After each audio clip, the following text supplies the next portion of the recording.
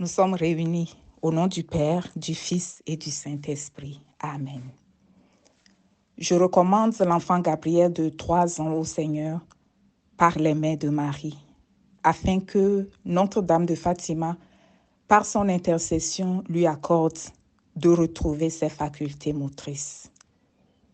Je vous salue Marie, pleine de grâce, le Seigneur est avec vous. Vous êtes bénie entre toutes les femmes, et Jésus, le fruit de vos entrailles, est béni. Sainte Marie, Mère de Dieu, priez pour nous pauvres pécheurs, maintenant et à l'heure de notre mort. Amen. Gegrüßet seist du, Maria, voll der Gnade.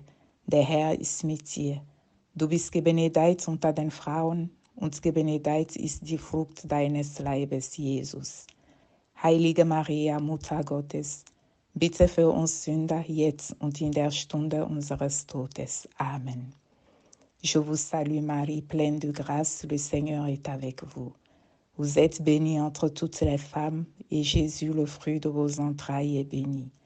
Sainte Marie, Mère de Dieu, priez pour nous pauvres pécheurs, maintenant et à l'heure de notre mort. Amen. Que toute la gloire soit rendue au Père, au Fils et au Saint-Esprit, comme il était au commencement, maintenant et toujours, et dans les siècles des siècles. Amen. Notre-Dame de Fatima, priez pour nous. Notre-Dame de Fatima, priez pour nous. Notre-Dame de Fatima, priez pour nous. Amen. Bonjour, chers frères et sœurs en Christ. Rendons grâce au Seigneur qui nous permet de nous retrouver en ce jour pour continuer les enseignements sur les apparitions de la Vierge Marie à Fatima au Portugal. Je vais essayer, avec l'aide du Saint-Esprit, d'aborder les 3 secrets à la lumière de la parole de Dieu. Le premier secret, c'est la vision de l'enfer. La Vierge Marie fait voir une mer de feu, des démons, des âmes dévorées par des flammes aux enfants. Le deuxième secret, Marie annonce une guerre prochaine. Mais pour éviter cette guerre, elle demande la consécration de la Russie à son cœur immaculé, ainsi que la communion réparatrice des premiers samedis. Le troisième secret, c'est la vision apocalyptique. Lucie, qui est l'une des voyantes, raconte qu'ils ont vu un ange qui criait « Pénitence, pénitence, pénitence ». Ensuite, ils ont vu le Saint-Père qui traversait une ville qui était à moitié détruite. Et ensuite, le Saint-Père a été tué par les soldats. Et à la suite du Saint-Père, il y a d'autres évêques, des prêtres, des religieux et religieuses, des laïcs qui ont péri à leur tour. Pour mieux comprendre les 3 secrets que la Vierge Marie a donnés aux 3 bergers à Fatima, nous allons prendre un texte biblique.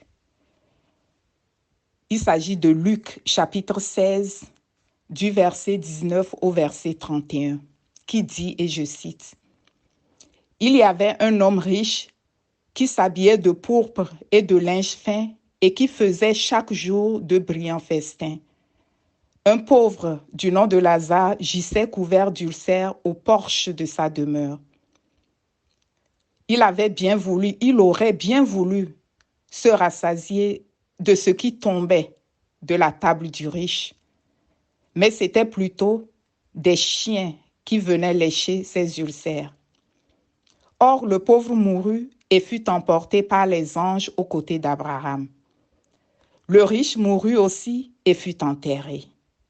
Au séjour des morts, comme il était à la torture, il leva les yeux et vit de loin Abraham avec Lazare à ses côtés. Alors il s'écria, « Abraham, mon père, aie pitié de moi et envoie Lazare tremper le bout de son doigt dans l'eau pour me rafraîchir la langue, car je souffre le supplice dans ces flammes. » Abraham lui dit, « Mon enfant, Souviens-toi que tu as reçu ton bonheur durant ta vie, comme Lazare le malheur. Et maintenant, il trouve ici la consolation et toi la souffrance. De plus, entre vous et nous, il a été disposé un grand abîme pour que ceux qui voudraient passer d'ici vers vous ne le puissent pas et que, de là non plus, on ne traverse pas vers nous. Le riche dit, « Je te prie alors, Père, d'envoyer Lazare dans la maison de mon père, car j'ai 5 frères, qu'il les avertisse pour qu'ils ne viennent pas eux aussi dans ce lieu de torture. » Abraham lui dit, « Ils ont Moïse et les prophètes, qu'ils les écoutent. » L'autre reprit, « Non, Abraham, mon père, mais si quelqu'un vient à eux de chez les morts, ils se convertiront. » Abraham lui dit, « S'ils n'écoutent pas Moïse ni les prophètes, même si quelqu'un ressuscite des morts, ils ne seront pas convaincus. » Mon frère, ma sœur en Christ, l'homme riche n'a pas écouté Moïse. Il n'a pas écouté les prophètes. Et il se retrouve aujourd'hui dans ce lieu de torture, dans ce lieu de grandes flammes, de souffrance, de grincement de dents, de pleurs, de lamentations. Les apparitions de la Vierge Marie à Fatima sont d'ordre spirituel, divines, et elles trouvent leurs explications dans la parole de Dieu à travers cette parabole. À Fatima, la Vierge Marie donne 3 secrets. Et les 3 secrets, ce sont des révélations. La Vierge Marie fait voir aux enfants l'enfer, le descriptif de l'enfer, pour nous dire qu'il y a un lieu qu'on appelle enfer. Mon frère, ma sœur, tout comme le paradis existe, l'enfer est réel. La Vierge Marie veut nous appeler, elle veut attirer notre attention sur ce lieu. Elle nous dit, mes enfants, si vous continuez sur ce chemin que vous avez emprunté, vous irez à la perdition. Voici ce qui vous attend, l'enfer. Si vous ne vous détournez pas du péché, si vous vous résignez dans le péché, si vous ne revenez pas à Dieu, c'est ce que vous allez vivre. Au même moment, la Vierge Marie nous dit qu'il y a espoir. Il y a une porte de sortie. Il y a une solution. Elle donne le moyen d'en sortir. Elle demande la consécration de la Russie à son cœur immaculé. De la même manière que Dieu a choisi Israël comme son peuple élu. De la même manière, la Vierge Marie choisit la Russie comme symbole pour nous dire, pour nous interpeller, vous, frères et sœurs en Christ, nous, en tant qu'individus, en tant que communauté, en tant que chrétiens, en tant que pays, en tant qu'humanité, à nous consacrer à son cœur immaculé, à nous abandonner à elle pour que nous ayons la paix. Si chaque individu a la paix dans son cœur, cette paix va rejaillir dans le monde entier. Elle a choisi la Russie comme symbole. La Russie a souffert dans les années passées. Elle a connu la guerre. Elle était tombée. Elle s'est relevée. La Russie est une puissance militaire. La Russie a le droit de veto à l'ONU. Et c'est elle qui fournit le gaz à toute l'Europe. Si la Russie se consacre au cœur immaculé de Marie, la faveur de Dieu va se répandre sur elle et au travers d'elle, tous les pays qui vont à sa suite se consacrer au cœur immaculé de Marie. Ça dit que si on accepte la consécration de la Russie, la faveur de Dieu nous sera accordée. C'est une promesse de Dieu au travers de cette consécration. Pourquoi? Parce qu'il y a urgence.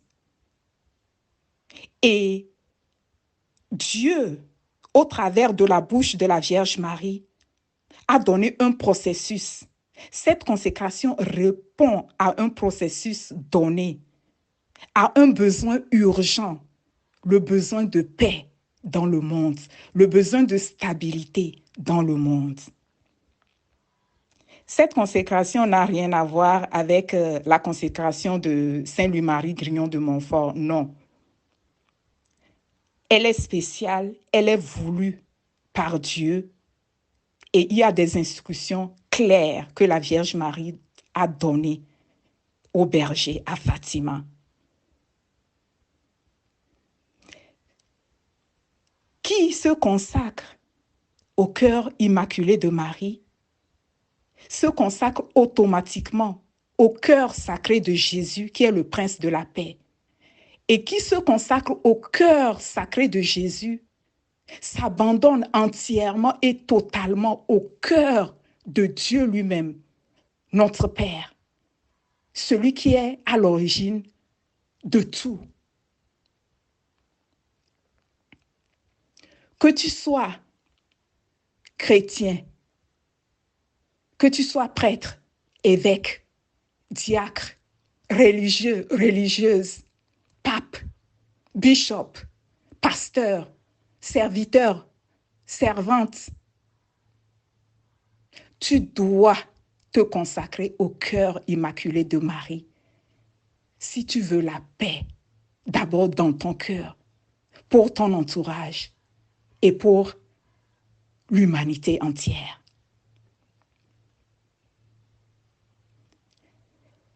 Dieu est amour et il veut déverser son amour sur toute l'humanité. Mais Dieu ne peut pas déverser son amour dans un lieu aride. Il ne va pas se déverser son amour dans un lieu qui ne produit rien, où il n'y aura pas de fruits. Je vous donne un exemple. En Ukraine, actuellement, c'est la guerre. Tout est en train d'être détruit. Et personne ne va se lever maintenant, soit disant qu'il va construire un immeuble en Ukraine. Parce que ça ne produira rien. De la même manière, Dieu veut l'équilibre dans le monde, la stabilité dans le monde. Il veut que le monde ait la paix. Et le monde ayant la paix, là, il peut déverser son amour sur le monde et il sait que ça va porter du fruit. La Vierge Marie nous donne des messages. Elle nous avertit.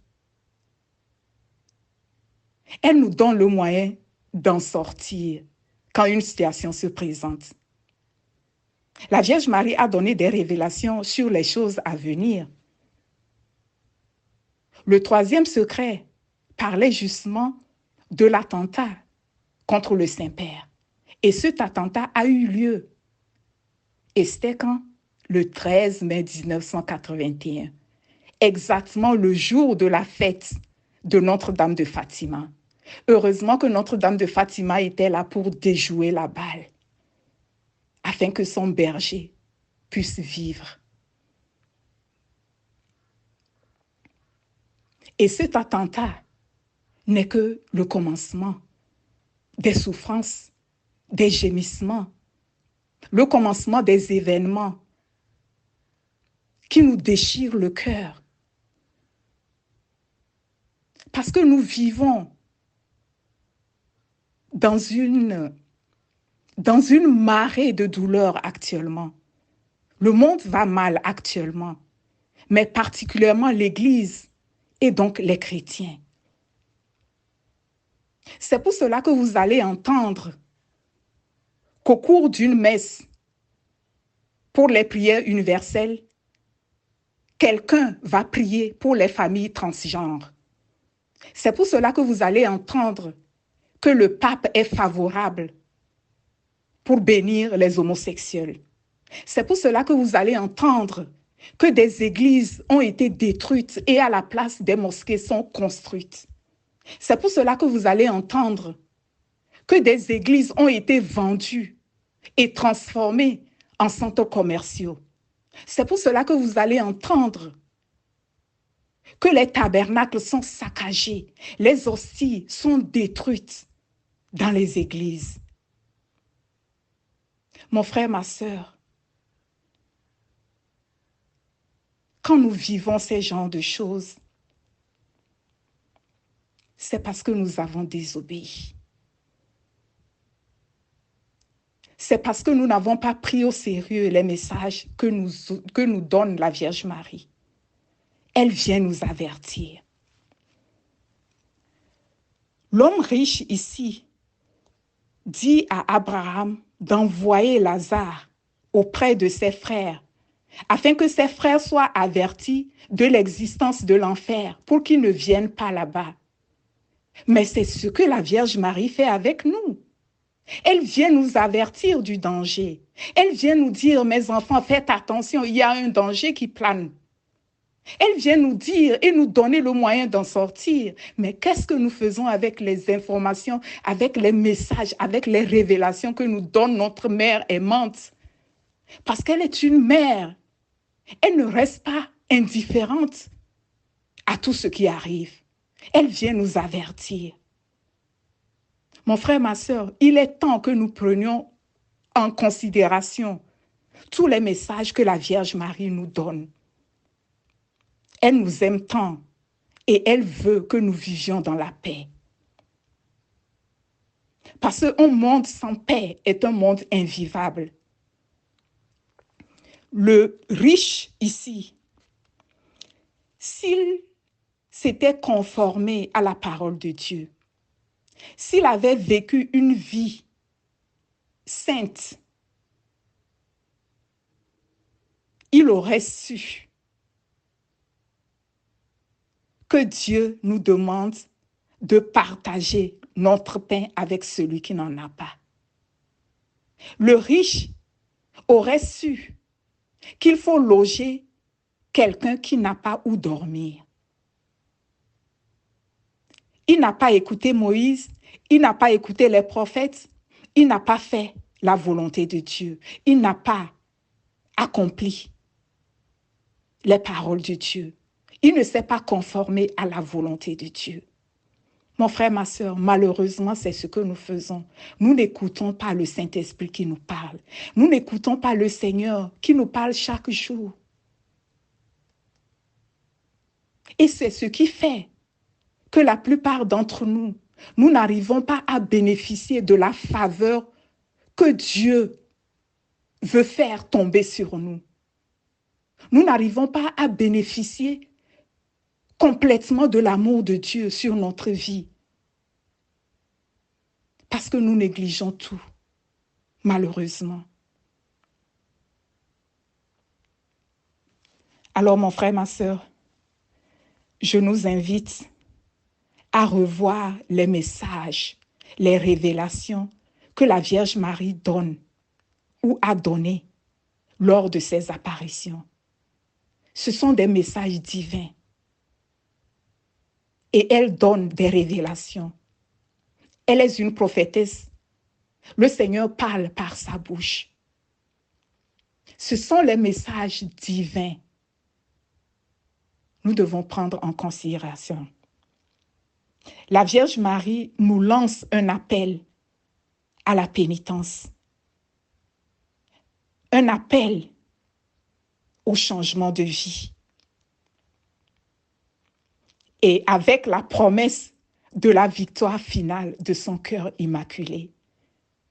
Elle-même, elle le dit, à la fin, mon cœur immaculé triomphera.